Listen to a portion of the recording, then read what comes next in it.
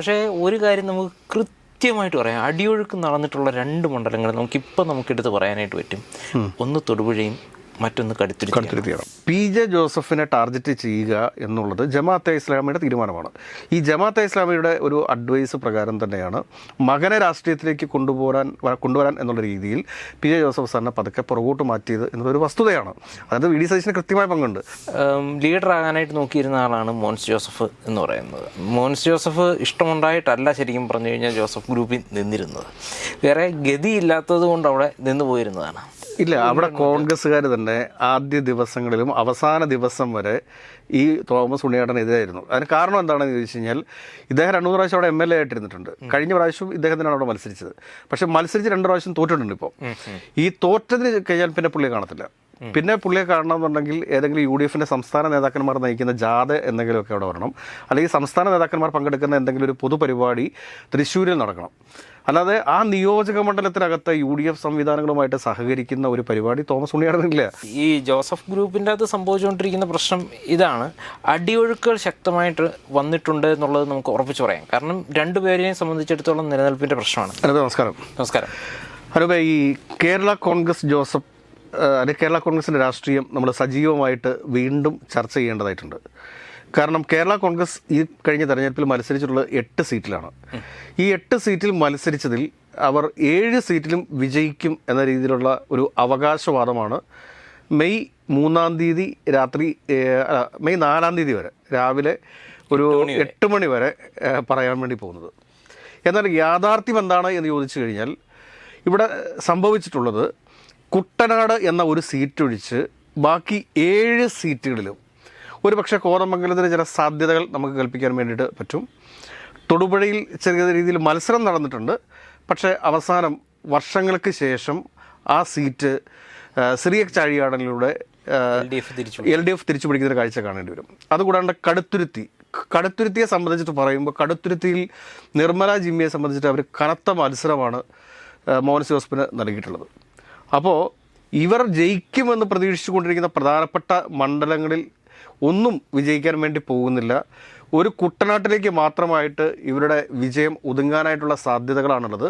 അതും Thomas K തോമസിനോടുള്ള ഒരു എതിർ വികാരമൊക്കെ അവിടെ നിലനിൽക്കുമ്പോഴും CPM അധികാരത്തിൽ വരണം, അല്ലെങ്കിൽ LDF അധികാരത്തിൽ വരണം എന്ന ഉദ്ദേശത്തോടു കൂടി ഒരു LDF MLA എന്നുള്ള രീതിയിൽ, ഒരു LDF കാൻഡിഡേറ്റ് എന്നുള്ള രീതിയിൽ തോമസ് കെ തോമസിന് വോട്ട് ചെയ്തിട്ടുണ്ടെങ്കിൽ അതിൻ്റെ കാര്യം നമുക്ക് പറയാൻ വേണ്ടി പറ്റത്തില്ല. പക്ഷേ ഇതിനൊക്കെ അതിജീവിച്ചു. കാരണം ഈ റജി ചെറിയ എന്ന് പറയുന്ന ആൾ കുറച്ച് ഐഡിയ ഒക്കെ ഉള്ള ഒരു കക്ഷിയാണ്. ഇദ്ദേഹത്തിൻ്റെ 2-3 ഇൻ്റർവ്യൂ നമ്മളും എടുത്തിട്ടുണ്ട്. അതുകൂടാണ്ട് 24 ന്യൂസ് അദ്ദേഹത്തിൻ്റെ ഇൻ്റർവ്യൂ വന്നിട്ടുണ്ട്. അതിനൊക്കെ പറയുമ്പോൾ കുറച്ചൊക്കെ ഒരു കാഴ്ചപ്പാടുള്ള ഒരു വ്യക്തിയാണ് റജി ചെറിയ എന്ന് പറയുന്നത്.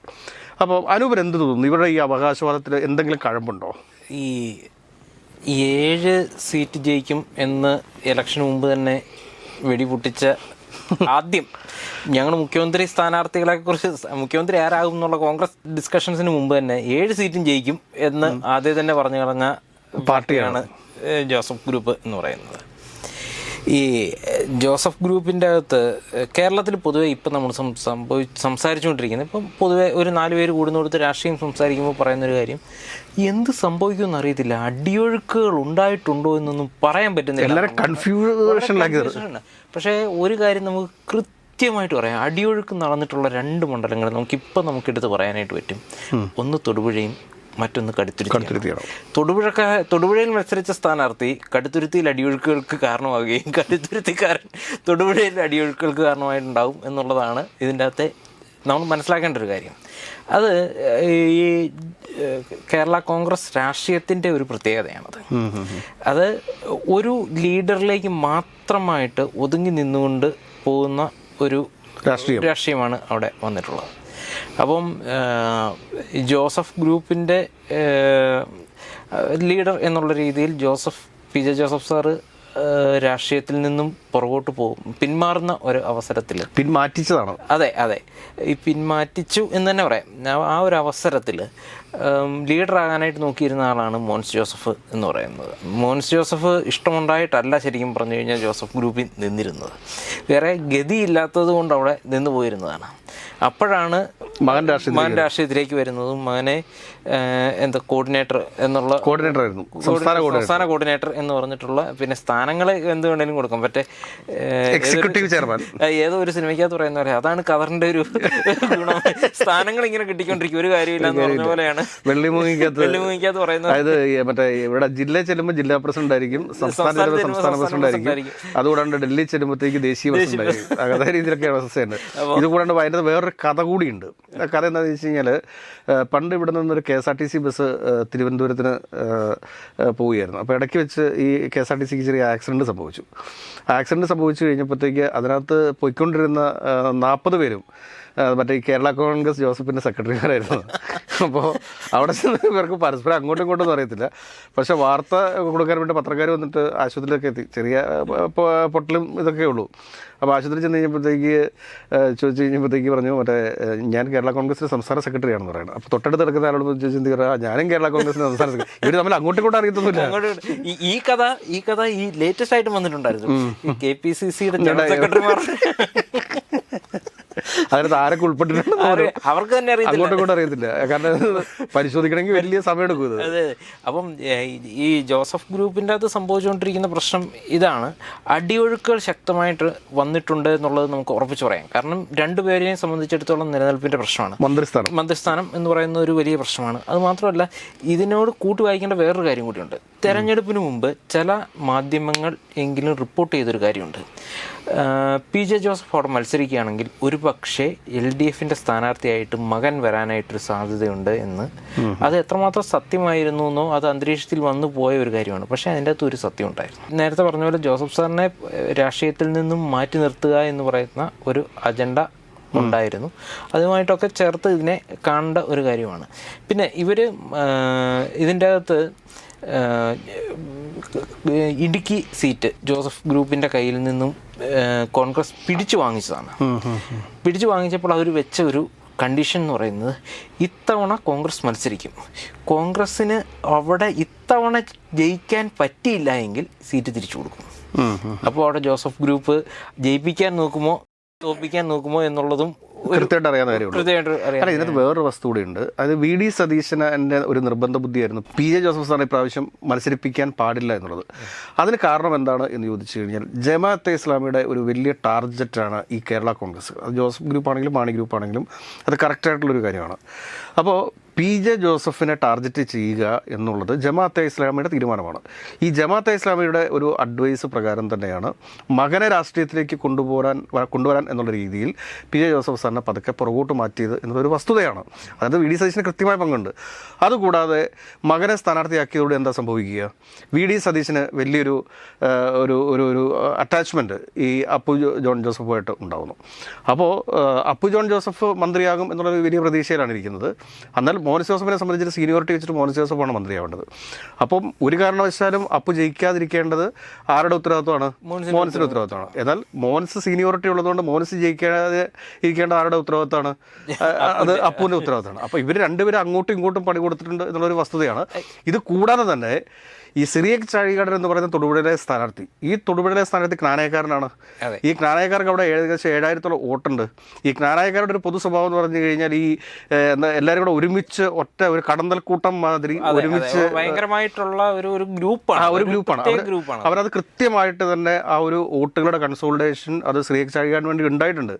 അത് കൂടാതെ കേരള കോൺഗ്രസ് എമ്മിന് അവിടെയുള്ള സംഘടനാ സംവിധാനങ്ങൾ, കേരള കോൺഗ്രസ് എമ്മിനോട് ഒരുപാട് വോട്ടുകളുള്ളതാണ്. ഇപ്രാവശ്യം കേരള കോൺഗ്രസ് ഈ എമ്മിൻ്റെ ഒരു LDFിലാണ് എന്നുള്ള കാരണം കൊണ്ട് ജയിക്കാൻ പോകുന്ന മറ്റൊരു സ്ഥലം കൂടിയുണ്ട്, പേരാവൂർ.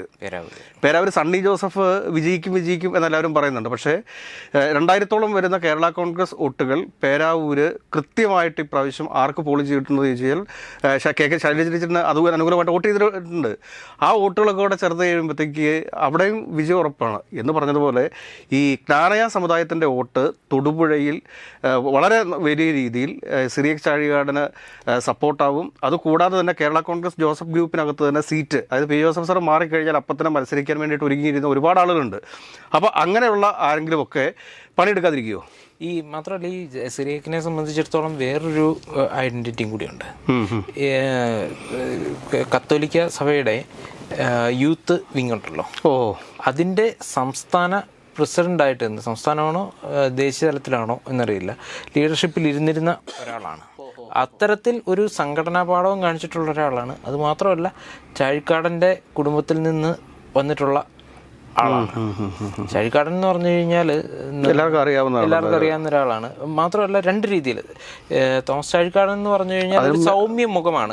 ബാബു ചാഴിക്കാടൻ എന്ന് പറഞ്ഞാൽ മറ്റൊരു രീതിയിൽ ഒരു ഇമോഷണലായിട്ട് കണക്ട് ചെയ്യുന്ന ഒരു ഫാക്ടറും കൂടിയാണ്. അപ്പം കേരള കോൺഗ്രസ്സുകാരൻ അല്ലെങ്കിൽ കേരള കോൺഗ്രസ് എമ്മുകാരൻ ഏതെങ്കിലും രീതിയിലോട്ട് മാറി ചെയ്യണമെന്ന് ചിന്തിച്ചാൽ പോലും ചെയ്യാൻ പറ്റാത്തൊരു സാഹചര്യം കൂടി അവിടെ കണക്റ്റ് ആവുന്നുണ്ട്. അതുമാത്രമല്ല ഇവിടെ കോൺഗ്രസിനെ സംബന്ധിച്ചിടത്തോളം ഈ ഇടുക്കിയോട് ചേർന്ന് കിടക്കുന്ന മണ്ഡലമാണ് തൊടുപുഴ എന്ന് പറയുന്നത്.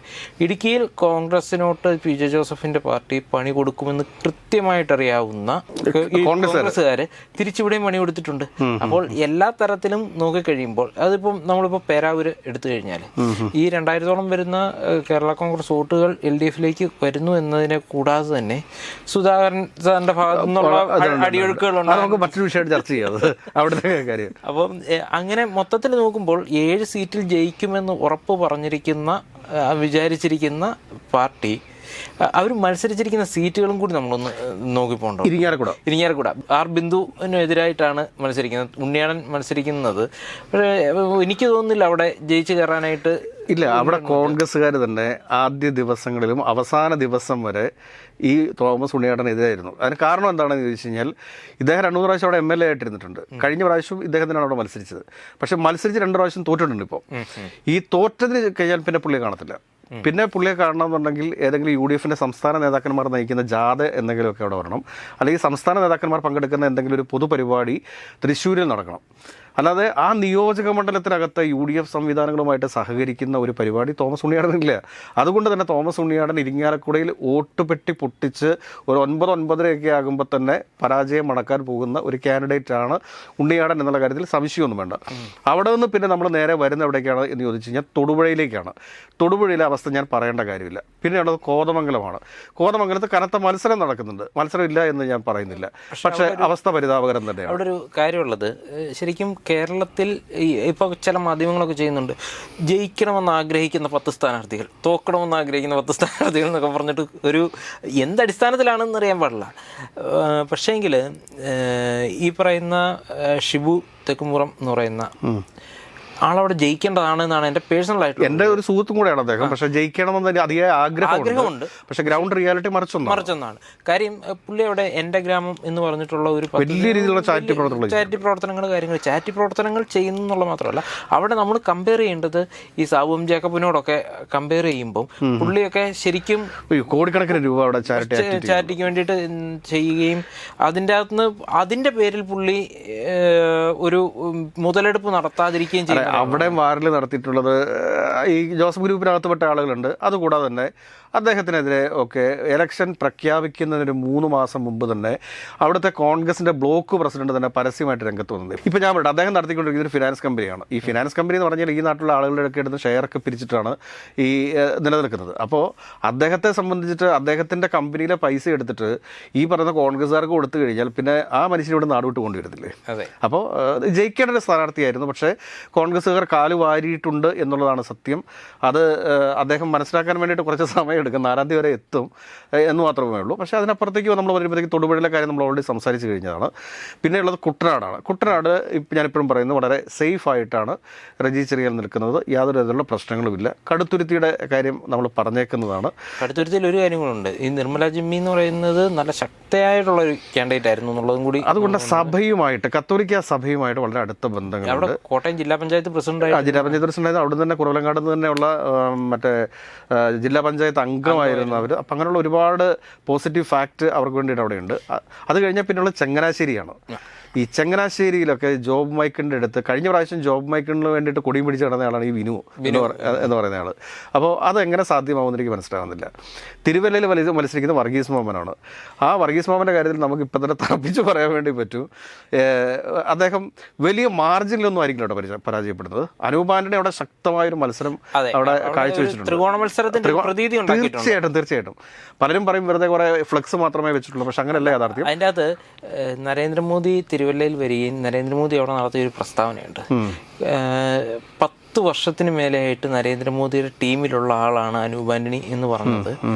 ഏതെങ്കിലും തരത്തിൽ ഹിന്ദു വോട്ടുകൾ മാറിപ്പോകാനായിട്ട് സാധ്യതയുണ്ടെങ്കിൽ അതും കൂടി അവിടെ പെട്ടിയിൽ വീഴ്ത്താൻ വേണ്ടി തന്നെ പറഞ്ഞിരിക്കുന്ന ഒരു കാര്യമാണ്. അപ്പൊ അവസാന റൗണ്ടിൽ ഒരുപക്ഷെ അനൂപ് ആന്റണി അല്ലെങ്കിൽ മാത്യു ടി തോമസിന് തന്നെയാണ് സാധ്യതയുള്ളത്. അവിടെ 2ാം സ്ഥാനത്തേക്ക് ഈ പറഞ്ഞ അനൂപ് ആന്റണി എത്തും. 3ാം സ്ഥാനത്തായിരിക്കും ഈ ജയിക്കുന്ന MLA. ഇപ്പം ഇവർ കേരള കോൺഗ്രസ് എല്ലാവരും എന്ന് വെച്ചാൽ ഫ്ലക്സ് ഒക്കെ അടിച്ചിട്ടുണ്ട്.